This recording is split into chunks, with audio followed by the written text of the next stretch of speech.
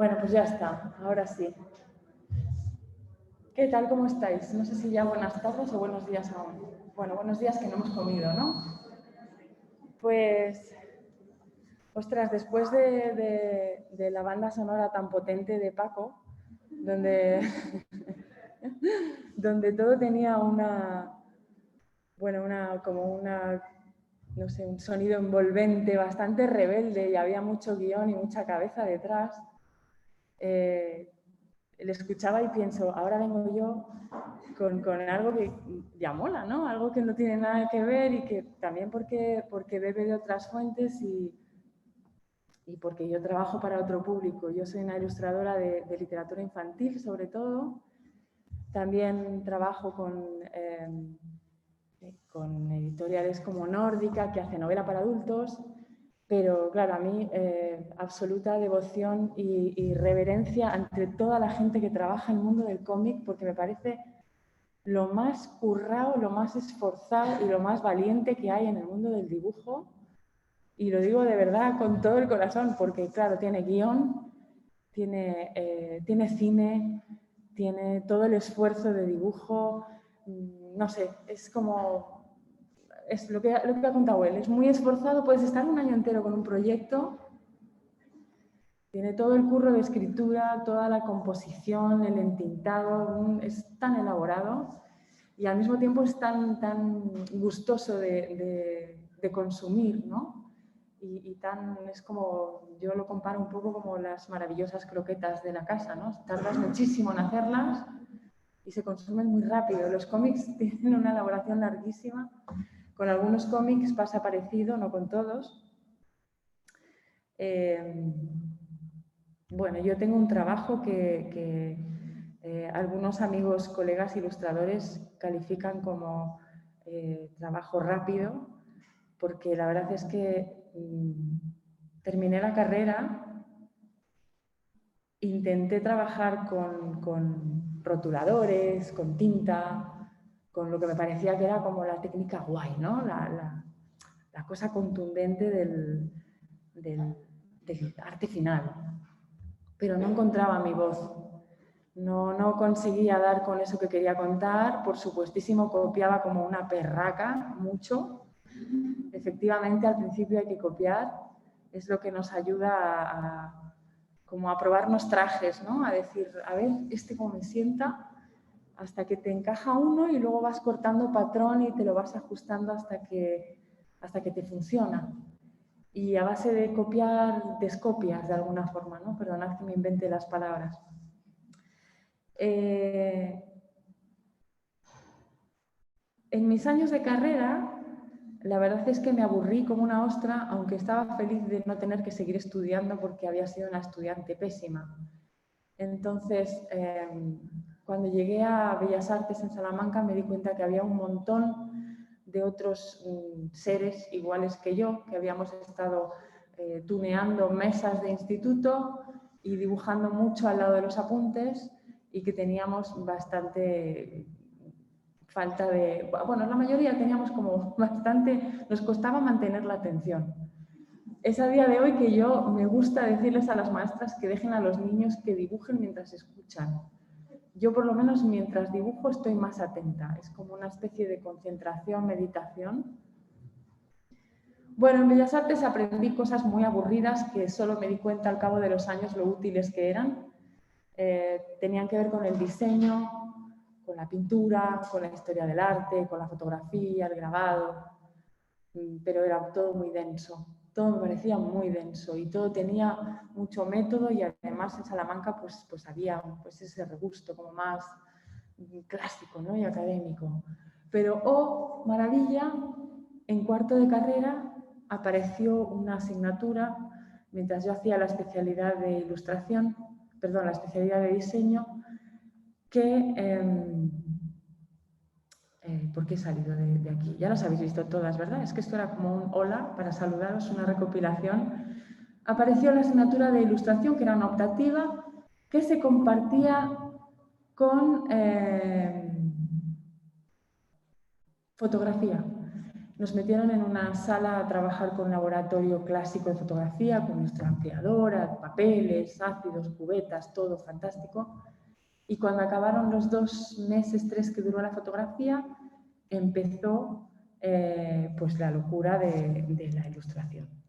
Y digo la locura porque llegó un profesor a vernos que era, bueno, no sé, creo que era el ser más cascarrabias que yo había visto en mi vida. Lo primero que nos dijo fue, pues como aquella serie de Fama, aquella serie de vais a sufrir, habéis venido aquí a sufrir y esto es muy duro, no vais a lograr más que unos pocos salir adelante, estoy aquí para que dejéis la ilustración, perlas de este calibre. Pero claro, cuando nos enteramos quién era ese hombre, que era un poco como el ideólogo de un programa que había sido tan inspirador en nuestras jóvenes vidas, hablo de los que ahora tenemos entre 40 y 50 y que entonces teníamos, pues eso, 20 y cuando veíamos el programa teníamos 9, 10, 8, 6, yo qué sé, La bola de cristal. Un programa de televisión española que fue una máquina de, bueno, de hacer, de generar magia para mi gusto. Y claro, saber que Miguel Ángel Pacheco había trabajado en ese programa, que había convivido con Javier Gurruchaga, con Alaska, con Santiago Userón, que tenían allí a dibujantes mezclados con actores, con gente del mundo del cine, del cómic, del teatro, de todo tan potente, esa cosa multidisciplinar. No queríamos hacer ilustración, queríamos que nos contara toda esa vidilla, todo ese salseo, pero claro, el tío lo que hizo fue proponernos unos ejercicios que eran bastante apetitosos de hacer, pero después venía el hachazo, porque había que argumentar, había que vender la moto, había que ponerse delante de todos y hablar. Y entonces ahí, de alguna manera, intuimos que también teníamos que aprender a escribir, que teníamos que tener capacidad de lectura y que teníamos que buscar y buscar información porque no teníamos ni idea de nada. Claro, él nos estaba abriendo una puerta muy interesante, pero también, pues eso, muy tortuosa, ¿no? Ser ilustrador no es así tan fácil y además, bueno, pues tiene muchas cosas hermosas, pero también se sufre un montón. Ya habéis visto simplemente, es que lo ha contado también el tema de los contratos y de todo todo el pastel editorial. Bueno, vuelvo a retomar la cuestión de que terminé la carrera y había ya una lucecita al final del túnel que era, vale, que es que hay una posibilidad de trabajar que es ilustrar. O sea, ilustrar es un oficio y se pueden ilustrar muchas cosas. Puedes hacer un soporte textil como para packagings, para animación, pero a mí me gustaba mucho el mundo de la literatura, el mundo de los cuentos. Creo que de alguna manera me vinculaba con algo que para mí es muy importante, que es mi infancia y de dónde vengo yo, ¿no? Yo vengo de dibujar hasta el agotamiento a mis hermanas pequeñas que no paraban de darme la brasa y entonces, bueno, pues esa era mi práctica. Yo las dibujaba para que estuvieran quietas, eran 3, muy seguidas y bastante rebeldes, y era mi táctica para que posaran, para que, bueno, me inventaba como clases con ellas.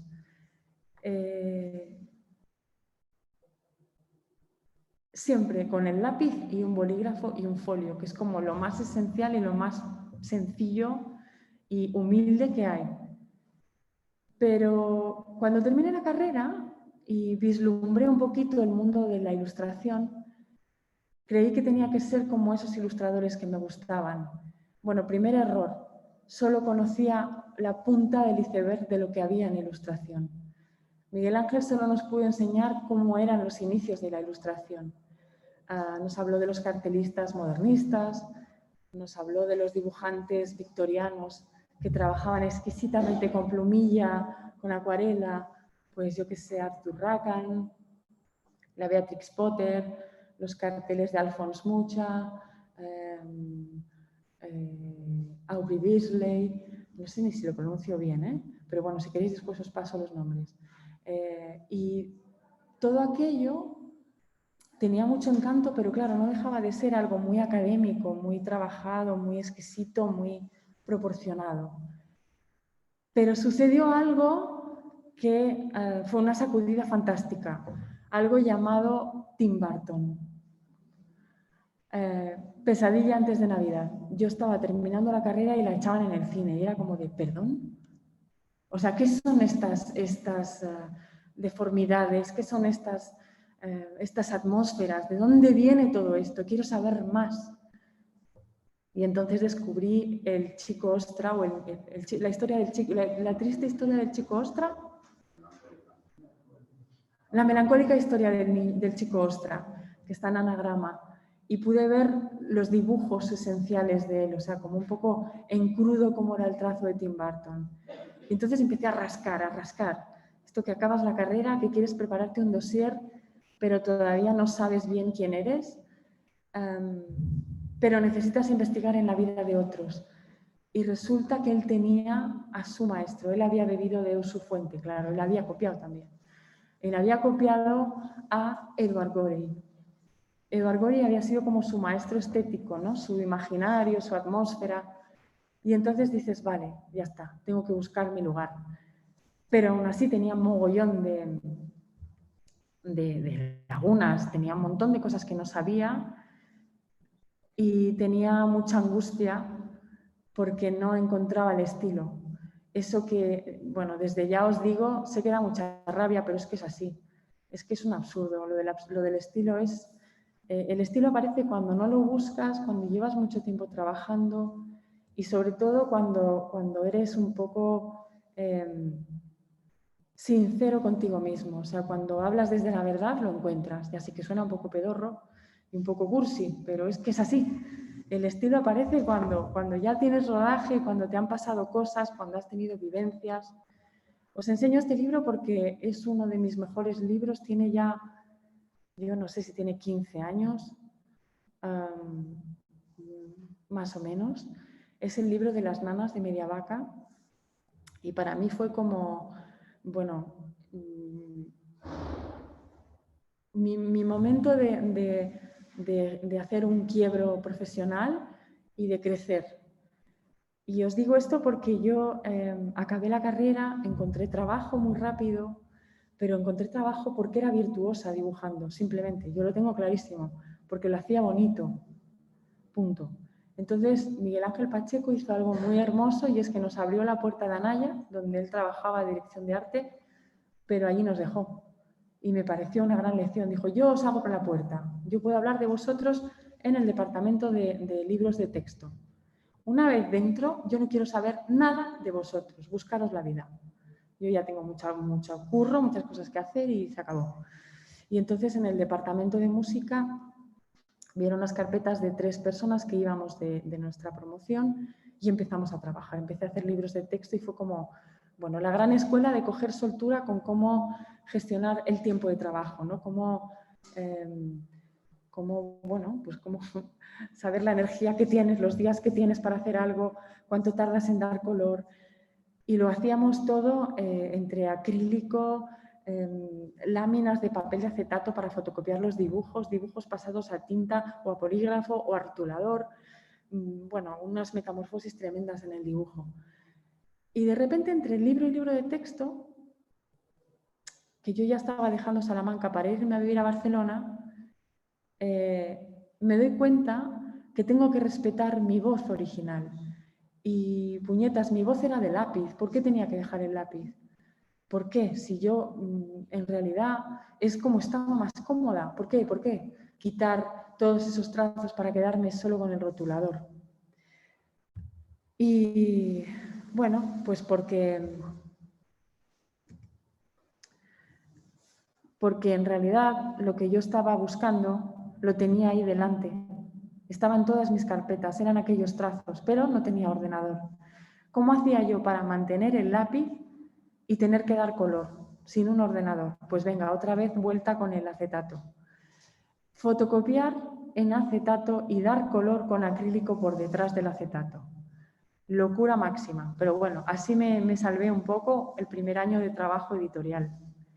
Y entonces apareció en mi vida un ordenador y como si fuera la mascota que va enganchada al ordenador, el escáner.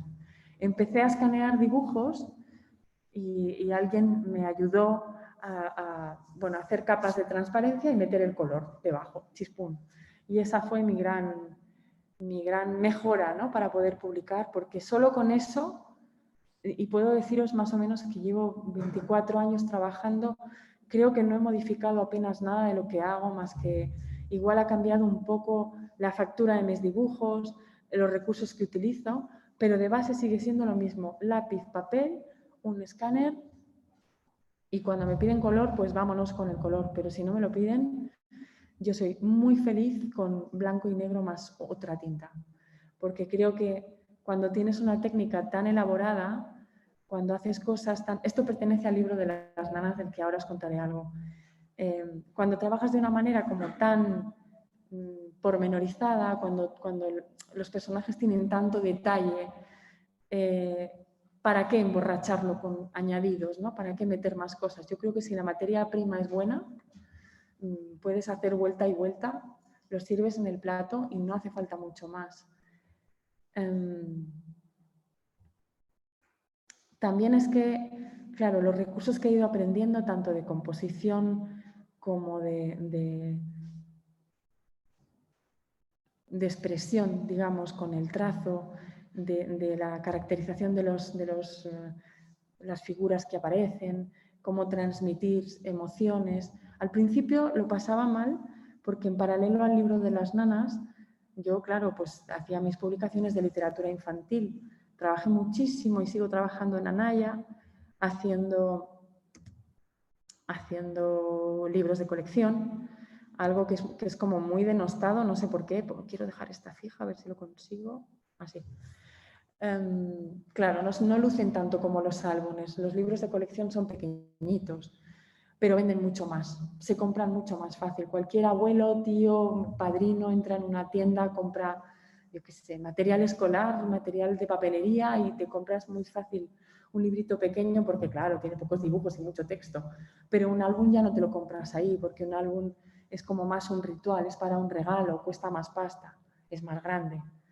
Y en los libros de colección aprendes un montón a cómo trabajar y además te das cuenta que luego al cabo de los años son los que te van dando un poco un remanente para mantenerte. No son sueldo, tienes que buscarte la vida dando clases y 1000 otras cosas, pero están muy bien. Total, yo estaba haciendo libros de colección y lo que más repetía, lo que más escuchaba repetido en las editoriales era: ¡ah, qué lindo, qué tierno, qué dulce, qué mono, ¡ay, qué achuchable! Y me daba un coraje horrible porque estaba empezando y porque quería que me dijeran: qué bueno, esto es muy potente. Pero no, hablaban de mis dibujos como si fueran muñequitos y eso me daba mucha rabia. Ahora lo he superado. La verdad es que ahora me doy cuenta que el valor que tengo es transmitir eso, transmitir ternura, dulzura y por qué tengo que escaparme de eso, ¿no? Si se me da bien, si es algo que sé hacer y sé transmitir, pues igual es un poder en vez de un... ¿Por qué avergonzarme de eso?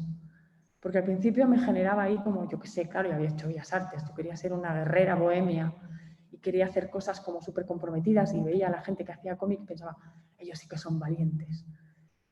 Por suerte me he dado cuenta que aquí cada uno tiene su parcela, su potencial y su talento, y con el libro de las nanas conseguí algo que me parecía imposible y es mantener la dulzura y la ternura, pero al mismo tiempo dar un poco de miedo.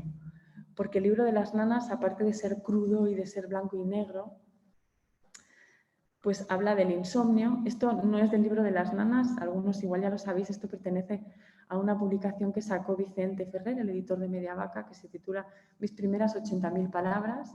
La mía era el asombro y ya está. Y no tengo nada más que explicar de esta imagen. Estoy muy orgullosa de lo que hice porque creo que se explica sin más que la propia imagen.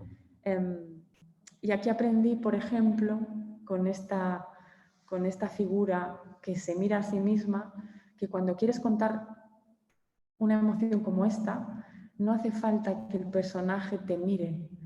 Yo había estado dibujando niños que cuando querían asombrar miraban a cámara y ¡oh!, asombraban al público que miraba el libro. Pero no, es que es mucho más potente la imagen si ella se mira a sí misma y tu mirada como espectador va ¡pam!, primero a la mancha y luego subes y ves a la niña que se mira. Si la niña estuviera mirando al espectador, sería muy frívola la imagen. ¿Cómo que está mirando a quién si está sola? Pues esto me lo enseñó un gran colega ilustrador que se llama Pep Montserrat, que me saca unos añitos y tiene más experiencia que yo. Y recuerdo que algunos días trabajábamos en equipo, en casas, íbamos trabajando así cuando nos tocaba trasnochar y estábamos preparando esta imagen, él preparaba la suya, que era pirómano, y yo recuerdo que no acababa de encontrarle el qué. Ya tenía la figura, la postura, la actitud, la mancha. Y era eso, la niña miraba a cámara y tenía que quitarle ese gesto, tenía que mirar hacia abajo. Y con este libro, pues lo que os decía, son nanas a veces, bueno, bastantes veces duras, que hablan de precariedad, de enfermedad, de abandonos, de encarcelamientos. Están las nanas de la cebolla, que son una belleza, pero son durísimas, todo lo que tiene detrás, todo lo que cuenta el poema. No sé, bueno, aprendí mucho con este libro. Aprendí a navegar por el blanco del papel, aprendí a mezclar collage de grabado con mis dibujos, a transmitir, y yo creo que fue un poco las búsquedas desde lo que os hablaba antes, desde los autores más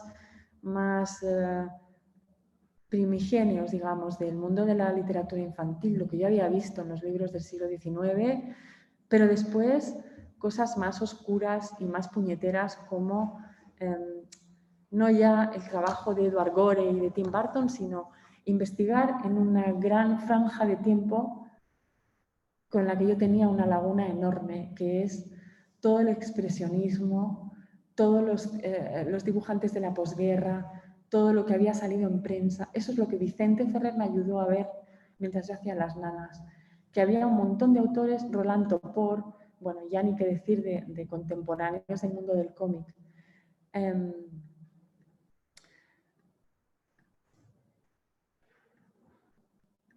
Quería transmitiros, bueno, aparte de haber traído desde Barcelona una carpeta gigantesca con un montón de originales que igual no me va a dar tiempo a enseñaros, o sí, si paro y saco la carpeta igual es más interesante que no, porque lo que tengo aquí, lo que puedo seguir enseñando son cosas que están en internet, que están en los libros. Este es el festín de Babette, pero solamente voy a mostraros esta peliculita y luego creo que me voy a ir a abrir la carpeta y a que podáis ver. A ver si se puede ver en pantalla completa. Bueno, lo dejo así.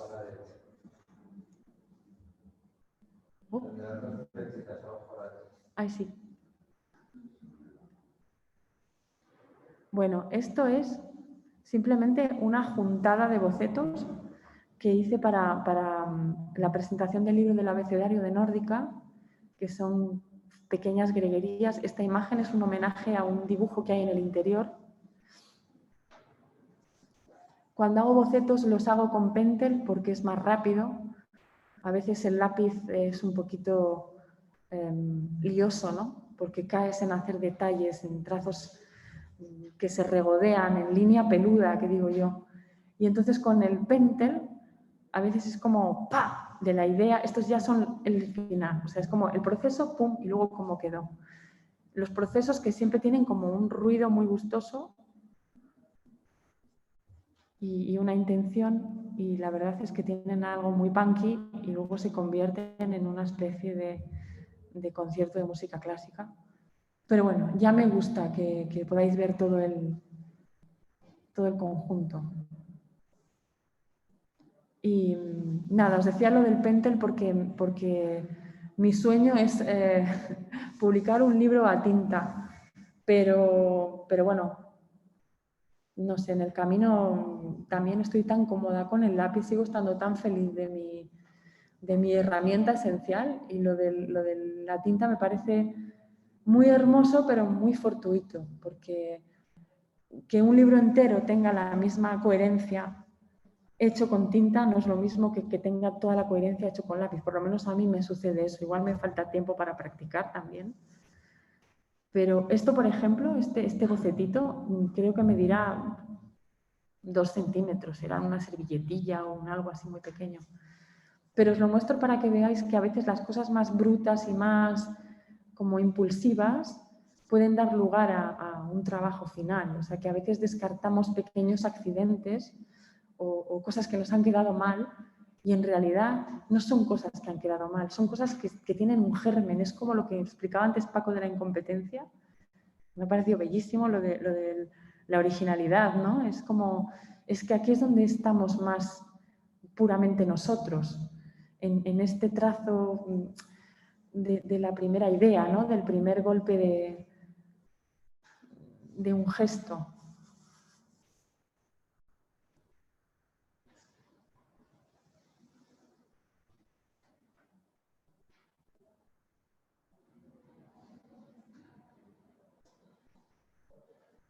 Y bueno, para mí es muy importante porque todo esto, que parece como muy, muy rápido, en realidad es una selección, y aquí había muchísimos, muchísimos más bocetos, porque el tiempo de bocetos igual para un libro puede ser, yo qué sé, 3 semanas, 4 semanas, un mes entero, y yo realizando soy muy rápida. Entonces la parte de terminarlo a lápiz no me preocupa, pero esa otra parte previa de pensar, de documentarte, de buscar con qué elaborar la cuestión más de concepto. Bueno, y además aquí era muy divertido porque todo había que resolverlo solamente blanco, negro y rojo, y claro, no es lo mismo ponerle rojo a la ballena que a la luna, que a una estrella, que según donde lo pongas genera algo muy violento o algo muy poético. Y luego quería comentaros también, aparte del tema de la lectura, de que consumáis lectura como locos, que es lo que más después te genera un imaginario y lo que te da una base, una despensa más rica para trabajar, la música. Yo encuentro esencial tener como diseñarte tus bandas sonoras para los proyectos. Elegir unas músicas concretas para unos proyectos que tengan un carácter tal, buscar yo qué sé, qué estilo le pega a ese proyecto y tener como girando esas músicas, porque cuando paras y vuelves a hacer tus otras cosas mundanas y regresas y vuelves a dar al play, posiblemente recuperas algunas sensaciones que habías dejado la última vez que estabas trabajando en la mesa. A mí eso me ayuda mucho como a no olvidar la atmósfera en la que estás. Bueno, si queréis os enseño, no sé cómo hacemos, si los pongo por aquí y vais viniendo.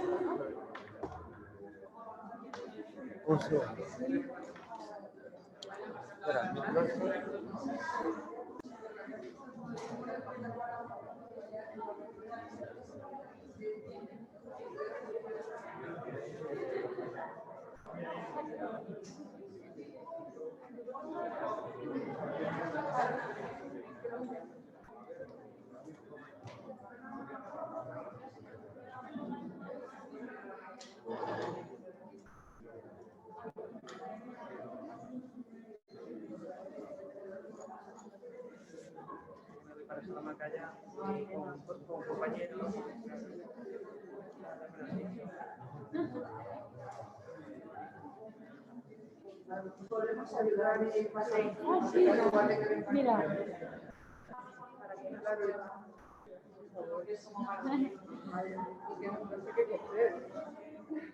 Toma. Muy bien, o más, ¿eh?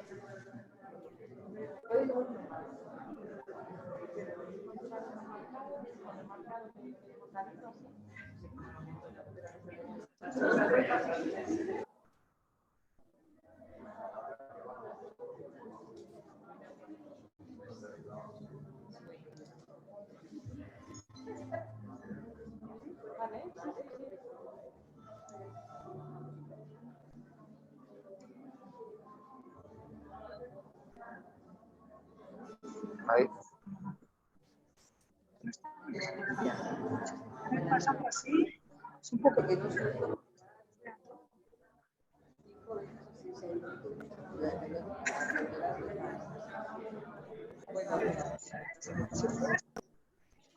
Ya, ayer virtuoso. A mí, sinceramente, los de pinta, lo más rápido, lo más expresión.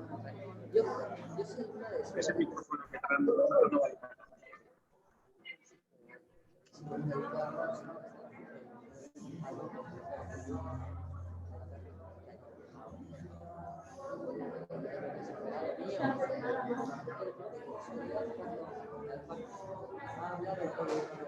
Yo soy compañera de lugar. Hay clase.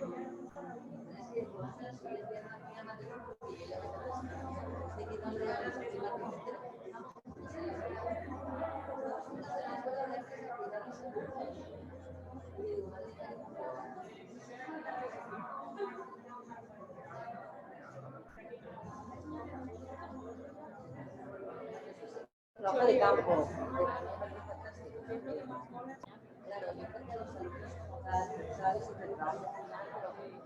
es una laborativa. O sea, es algo fortuito, pero esto no es el proceso. Es que como a mí supuestamente no se obtiene sin esfuerzo, que eso es mentira, la mentira de la escuela. O sea, yo he llegado a las cosas a las que he llegado a través de mucho prueba-error. Mucho.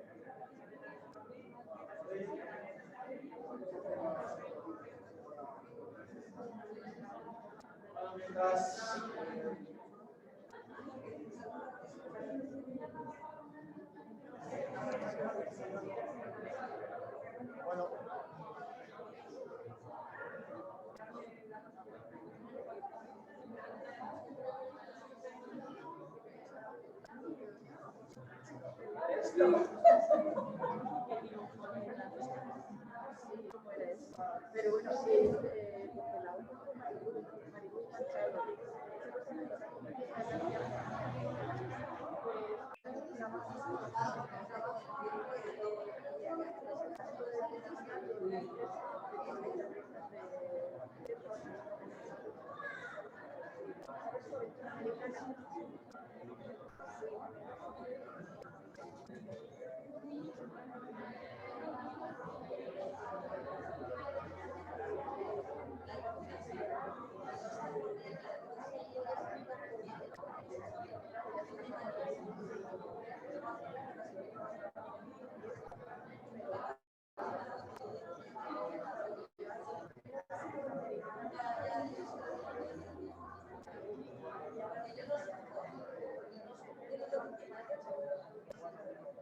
Bueno, mientras estáis viendo los dibujos, un segundo, por favor. Un segundo. Como vamos muy mal de tiempo, mientras estáis viendo los dibujos. Bueno, primero un fuerte aplauso a Noemí por su exposición.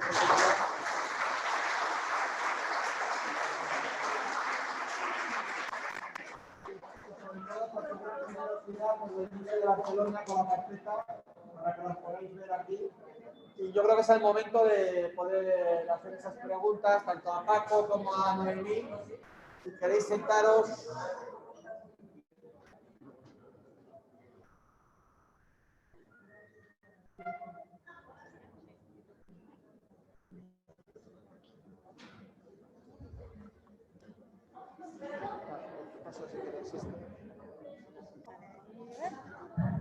Vale, listo.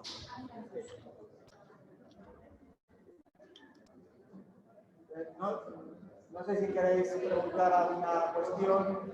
Me voy a quitar de aquí de en medio.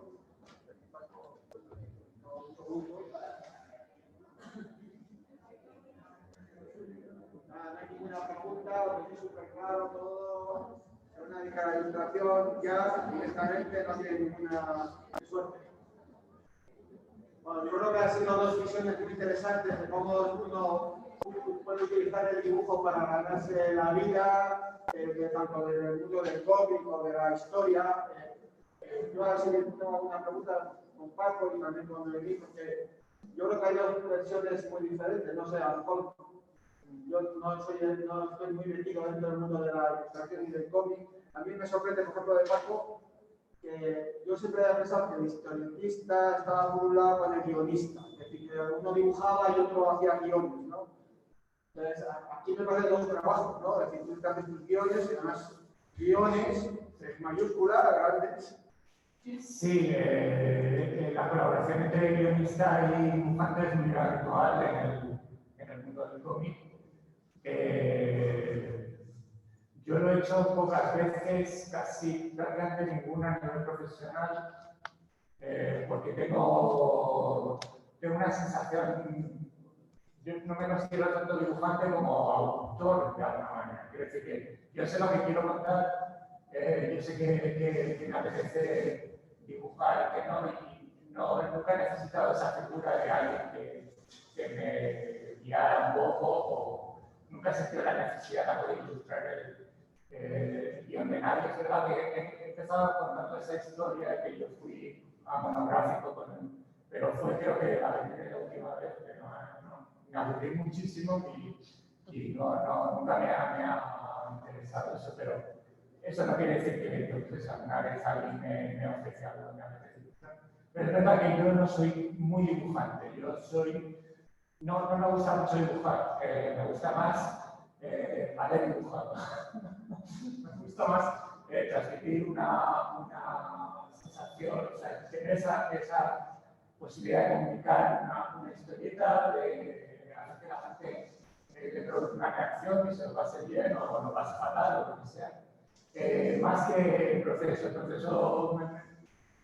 me desespera un poco tener que dibujar, rotular, todo esto es algo para mí accesorio al producto final, que es lo que me interesa. Y no sé, ya me parece. No, pensaba en una versión que en el caso de Noemí que ya no hace guiones, ¿no? No, yo prefiero meterme en camisa de 11 varas, o sea, en camisa de 11 escritores, guionistas, lo que sea. A mí me da mucho pudor porque, no sé, lo que os decía antes del cómic, me da mucho respeto, ¿no? Porque hay que saber escribir, hay que saber pensar la trama, hay que tener ahí muy claro por dónde va la historia. Lo más difícil de pensar un cuento no es escribirlo, sino cómo cerrarlo. Que aunque es otro género, es lo que él explicaba antes de las viñetas, ¿no? O sea, no es tanto cómo arrancas una trama, cómo arrancas una historia, sino cómo la cierras, cómo cierras un chiste, cómo cierras un pequeño relato que tenga gracia, que tenga como una sensación circular. Entonces yo estoy felicísima. Tengo algunas historias propias que arrastro desde hace como 4 o 5 años. Mis amigos están hartos de escucharme decir que me voy a atrever, que sí, que ya, que lo voy a hacer. Y al final me he encontrado con una callecita pequeña con la que no contaba, que es hacer un silent book, hacer un libro sin palabras. Que es la manera de, pues entonces mira, no te vas a escaquear. Y será lo que finalmente haga, seguramente. Pero estoy encantada de meterme en los textos de otros, porque así es como que el reto es escuchar diferentes voces, o sea, diferentes escritores, No Sí, yo como tengo cabeza para escribir. A mí me gusta mucho la ilustración también, y es verdad que cuando haces muchos cómics echas de menos un poco hacer ilustración. Yo empecé a ilustrar cuando ya llevaba bastantes años haciendo cómic y siempre si puedo encontrar trabajo de ilustración me apunto porque es muy relajante, como tú dices, volcarte en solo una parte del trabajo y olvidarte un poco del resto, o sea, de la parte narrativa. ¿no? Sí. Subirte de alguna manera a la idea de otra persona, ilustrar su propia idea. Como dibujante de cómics no me interesa porque implicaba un montón de esfuerzo narrativo que no me interesa, pero como dibujante ilustrador sí que es muy agradable salir un poco de tu propio entorno, de tus propias paranoias y neurosis y asumirlas de otra persona, ¿no? Ilustrarlas a través de tu filtro, porque siempre tu filtro va a ser personal y tuyo transferible. Hay preguntas.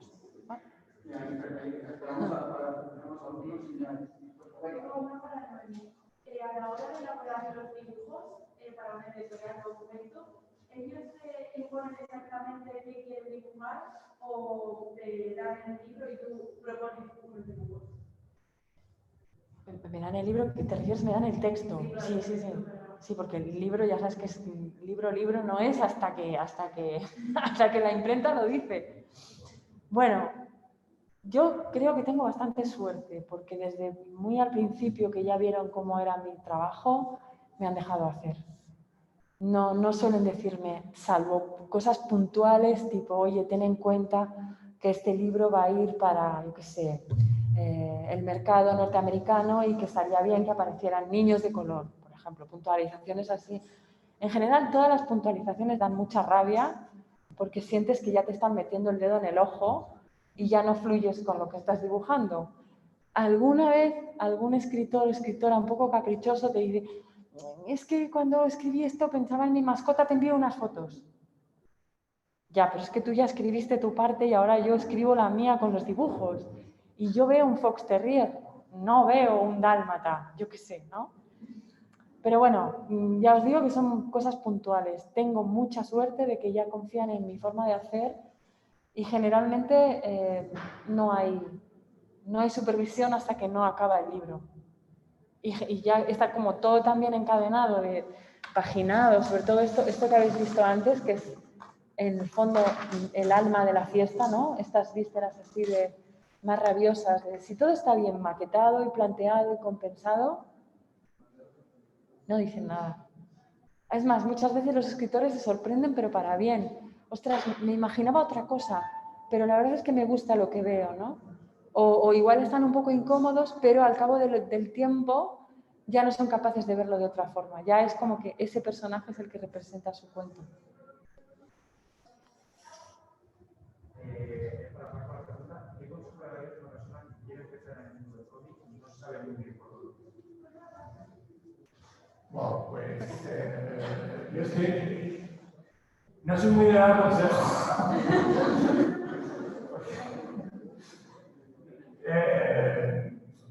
La vida es tan distinta que cualquier afirmación tajante al final siempre se vuelve tu contra.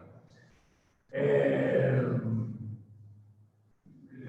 único consejo que se me ocurre es insiste y céntrate en lo que te apasiona. No intentes hacer algo que verdaderamente no te acaba de apetecer, pero lo haces porque piensas que sé tú mismo, aunque no tengas éxito, sé feliz haciéndolo. O sea, no intentes hacer algo que no te apetece. Y insiste porque siempre, nunca vas a llegar a la primera, a la segunda. Si no sale, no vengas a pedirme explicaciones. Yo tampoco sé cómo se hacen las cosas. Pero es verdad que la vida da muchas vueltas. Esto es una cosa que es asombroso. O sea, llega un momento cuando empiezas que lo ves negrísimo, que es imposible ganarse la vida con esto, y es lo que te va a decir todo el mundo, y incluso yo te lo digo, es muy difícil ganarse la vida con esto, porque es un mundo complicado. pero las oportunidades están ahí y hay que insistir. Yo también tengo una para Paco. He estado mirando en tu Instagram lo de la vida y usted, ¿cómo lo haces para que esto fuera responsable? Esta semana no había leído tanto el libro de la Navidad y casi me da una pequeña. El de libro, ¿cuál has leído? El de la Navidad de Bertocchini. Ah, sí. Yo no sé. Eso es algo que tendrás que hablar con mi psiquiatra.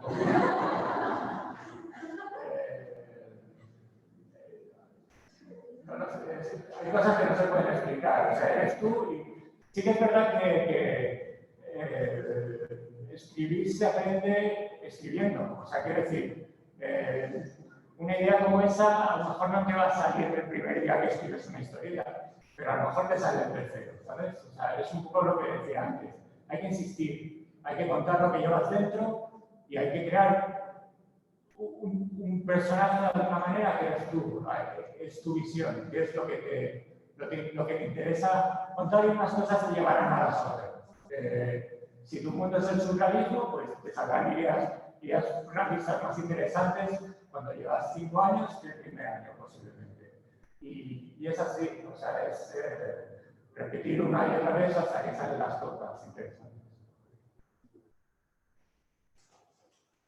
Yo quiero preguntar sobre el libro de Nicolas Cage, porque en la universidad no hay como derechos de autor sobre la persona de... Que nosotros sepamos, no. Sí, los abogados de Nicolas Cage me comunican otra cosa que lo rectifica él, pero en principio quiero decir que lo que es más espinoso es el tema de coger fotografías de sus películas o cosas que tienen copyright, por decirlo de alguna manera. Pero tú puedes fantasear con la vida de otra persona todo lo que quieras. No publiques mentiras o cosas que no quiera la otra persona que se sepa.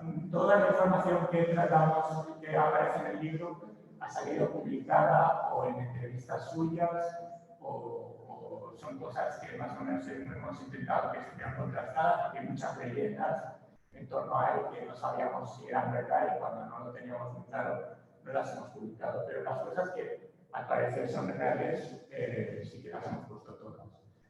Y bueno, por ahora nadie nos ha demandado, lo cual no creemos que haya problemas de la lista. Esa película que se hubiera sido un Batman. Un buen Batman. Hubiera sido el mejor Superman. Él hizo una prueba con Tim Burton, precisamente, en la que hay unas fotos maravillosas con él con ya casi incipiente, pero melena. Y un traje de Superman maravilloso y radiante. Y por desgracia no se pudo hacer la película, pero por suerte existen esas fotos impagables de lo que podría haber sido. Yo creo que hubieran analizado los lectores de superhéroes, creo que no les hubiera gustado nada la idea, pero creo que el resto de